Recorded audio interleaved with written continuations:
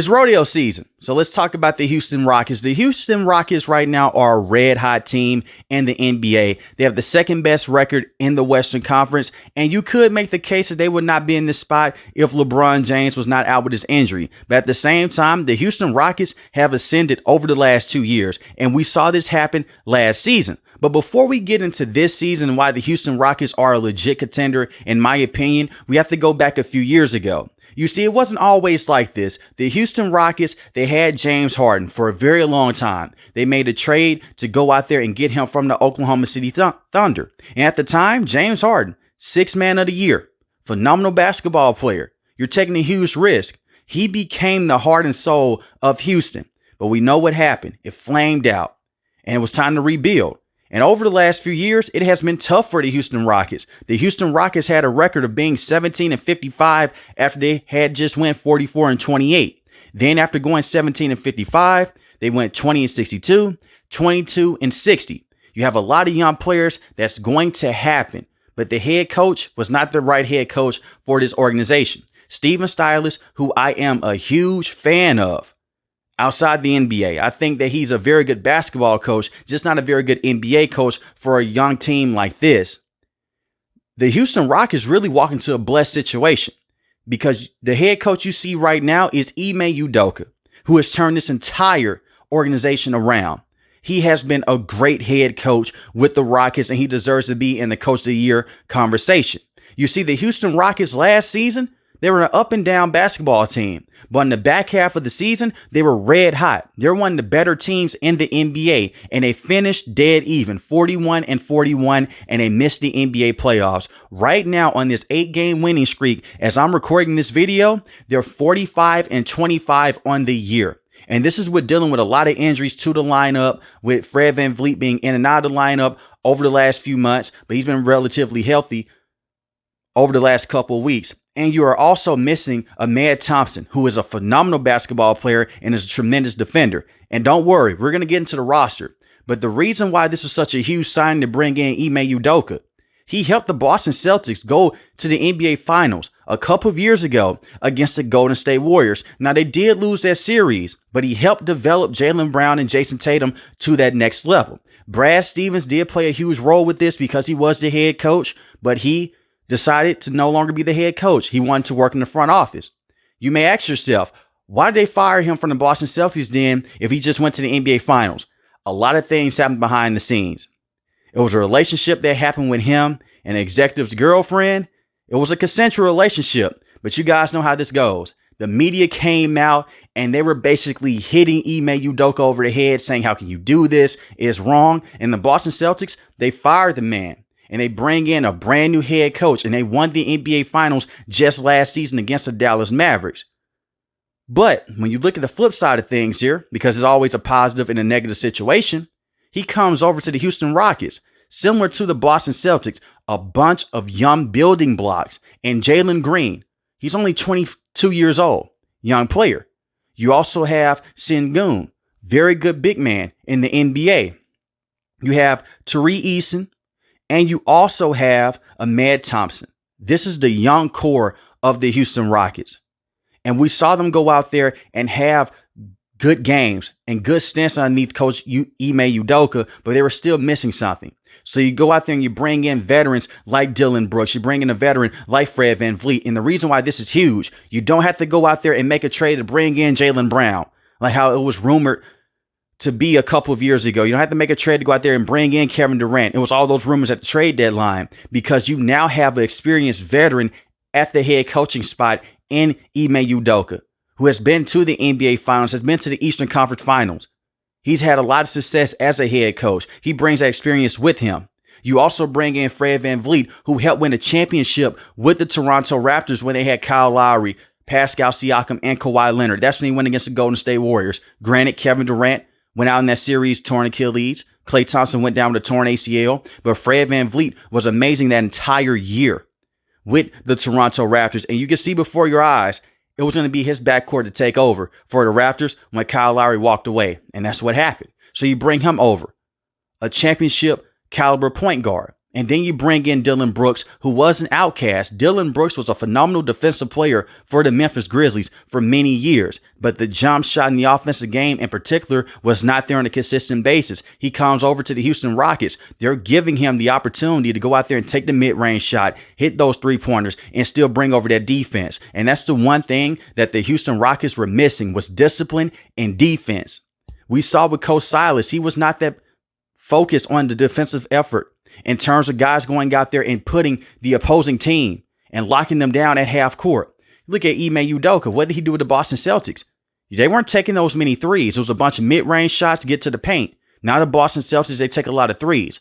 Good for them. Look at the Houston Rockets. If you are a fan of that 80s and 90s type of basketball, this is your basketball team, and they're young. They play physical defense. They have a jumbo lineup with having Steven Adams, who I didn't even mention a couple minutes ago, who is still a very good rebounder and is still one of the best defenders in the NBA for a big man. So you have Steven Adams, and you thought that he was going to take a step back because of the injuries that he was dealing with over the last 2 years. And you have Sengun. And then you bring in Jabari Smith, who is also another good player, and he has emerged this season. He struggled in the first couple of years of his career, but they have found something with him in certain lineups. They have this big lineup with a bunch of length on the court. They get a bunch of rebounds, defense and offense, and they scrap you down also. And when you have a guy in Jalen Green who is not known for his defense, he's not a terrible defender, but he's easily not the best defender on the team.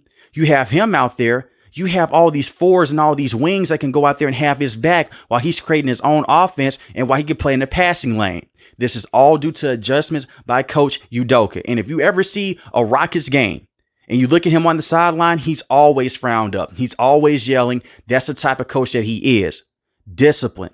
Because this is a young basketball team. They're not supposed to be in this situation. We always talk about the Oklahoma City Thunder, and they are a great basketball team. Don't get me wrong. I have them as the most dangerous team in the NBA right now because of SGA and the coach that they have.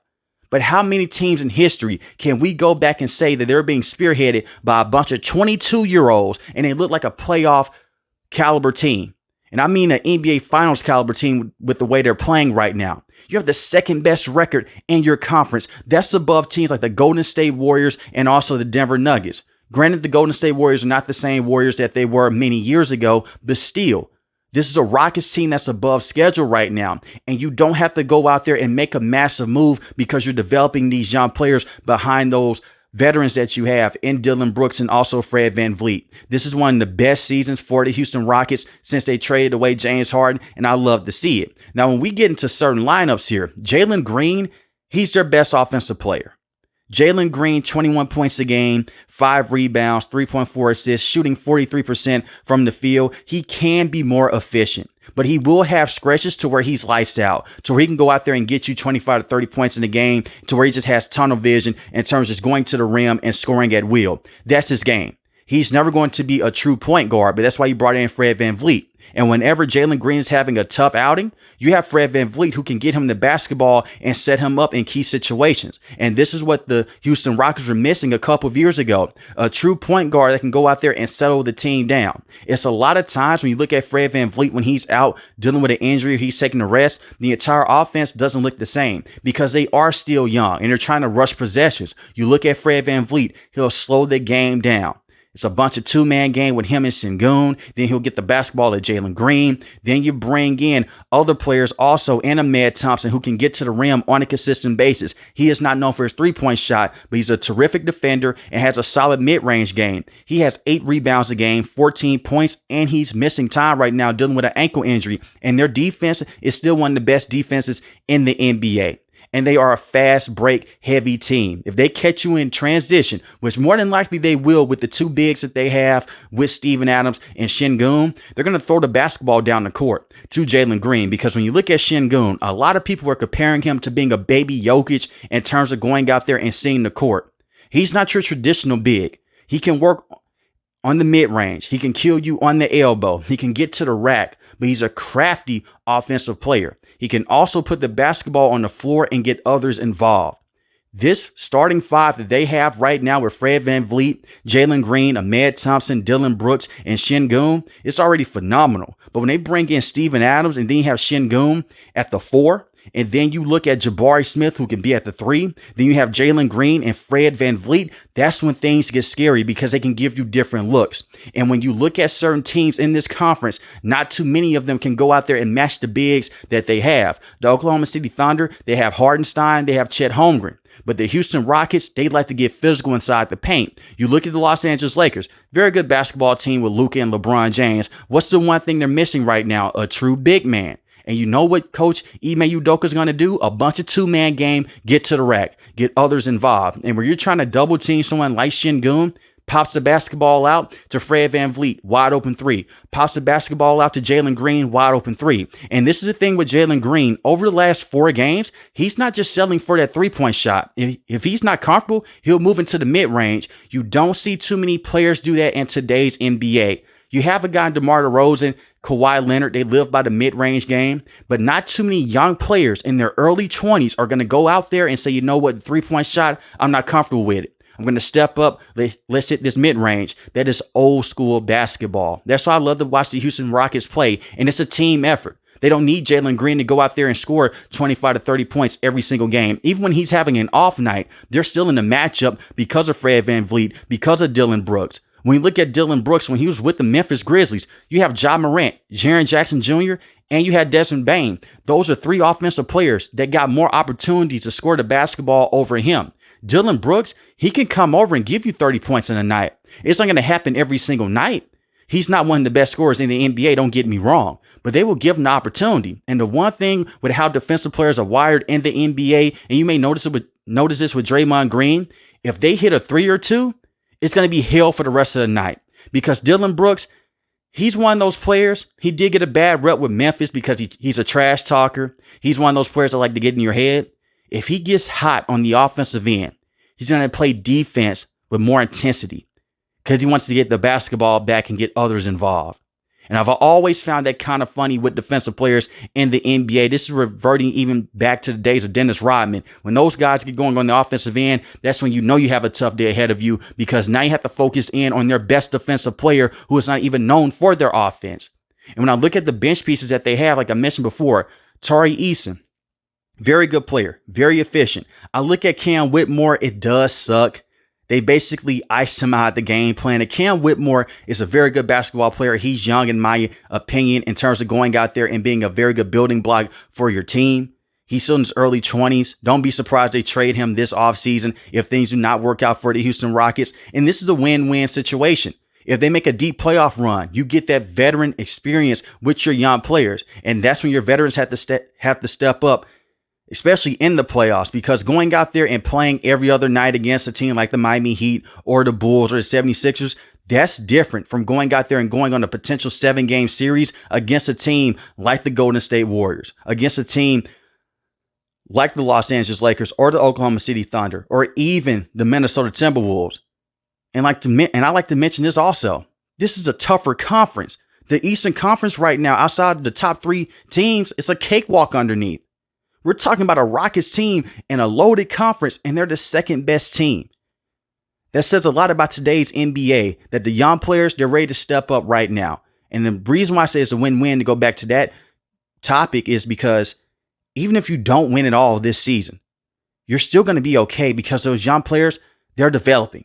And you can still go out there and trade some draft picks in the future to bring in one more veteran piece that could push you over the top. But as long as they have Ime Udoka, you're going to be okay with the younger players because he gives you that discipline and he gives you the game plan every single night. It doesn't matter if they're going against the Boston Celtics, Cleveland Cavaliers, Oklahoma City Thunder, or the Los Angeles Lakers. They're going to compete and they deserve to be in that conversation. And in my opinion, they are finals contenders. And I would not be shocked if the Houston Rockets went that far to making it to the Western Conference Finals or even beyond that. But let me know in the comment section below, how do you feel about the Houston Rockets, and are they a legit team in the Western Conference? If you're new to the channel, hit the subscribe button. If you like the video, hit the like button. Most importantly, I want each and every last one of you guys stay safe, stay positive. Thanks for the video, guys. God bless. Peace.